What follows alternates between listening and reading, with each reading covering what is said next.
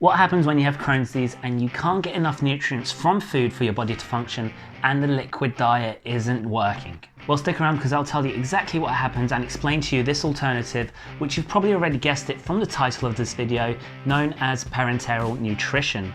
And if that wasn't enough, I'll also tell you where you can get this free guide on IBD and nutrition.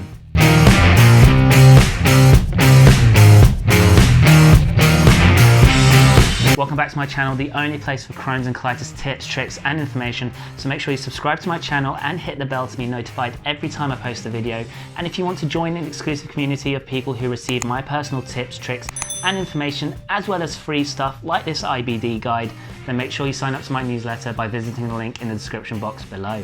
Now today I'll be talking about parenteral nutrition, which is what people with Crohn's disease will go on when they are unable to obtain enough nutrients from food, and exclusive enteral nutrition, better known as a liquid diet, isn't an option anymore. I've actually done a separate video on the liquid diet and you can find the link to that in the description box below, so check out this video if you want to know more about that.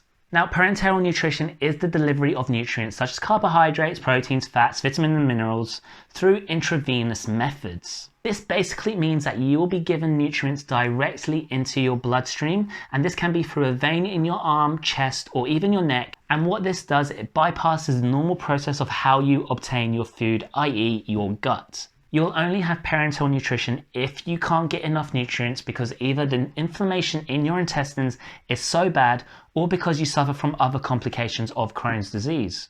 Now, as I mentioned, parenteral nutrition is given intravenously, and the way you can have it is by either having a cannula inserted into a vein in your hand or arm, or even have something called a PICC line inserted. Having a cannula in your arm or hand is the simplest method in which to receive parenteral nutrition. Now what will happen once the cannula is inserted, you'll be attached to a line which is connected to a special bag that contains your parenteral nutrition. Now with the PICC line, it does get a little bit more complicated as it does require you to have a minor procedure done.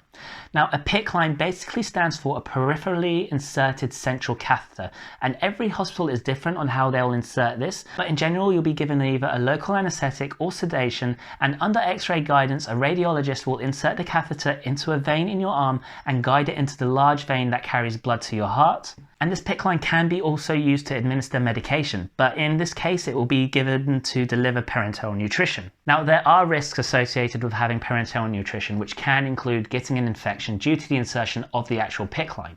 You could also run the risk of having a high blood sugar level, as parenteral nutrition formula does contain a lot of glucose, and so you will have your sugar levels monitored just in case you need insulin to manage those levels. Now, high blood sugar levels from parenteral nutrition doesn't mean you will become diabetic, because your levels should return to normal once the nutrition has been stopped. Additionally, because the nutrients are being directly administered to your bloodstream, your salt and electrolyte levels will be closely monitored to make sure your kidneys and liver are still functioning properly.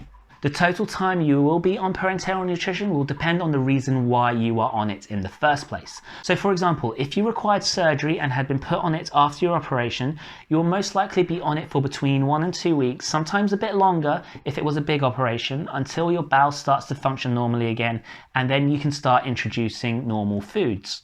If you haven't had an operation and have been put on parenteral nutrition, in some cases, you'll still be allowed to eat and drink, but this will be depending on your case as an individual and how severe your Crohn's disease is. And that's pretty much a brief summary of parenteral nutrition in IBD, but I do go into so much more detail in this free ebook, which you can find the download link in the description box below. Now make sure you check out these videos for more useful tips, tricks and information on Crohn's disease and ulcerative colitis.